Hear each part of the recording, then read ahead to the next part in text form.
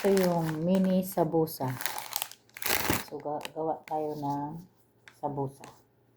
Tapos, yung palaman, cheese. Ini cheese. Ganito yung cheese. Yan. So, kahit anong brand na cheese. Tapos, buksan mo.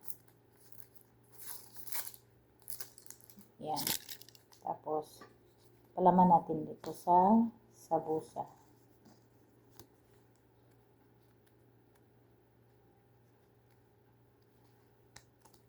Yan. Pag-uwi ko, ito na yung tinda ko. Mashallah. Cut the cheese. Put it here.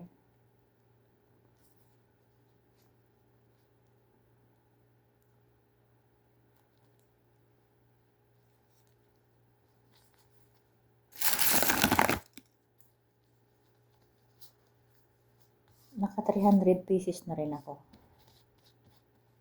Kakaantok lang.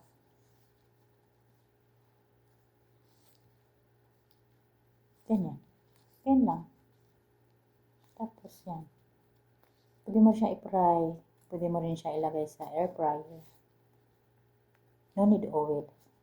Gusto mo rin ma-oil, pwede mo siya i-fry. Parang ano lang din siya. Lumpia Shanghai. Okay. Bye.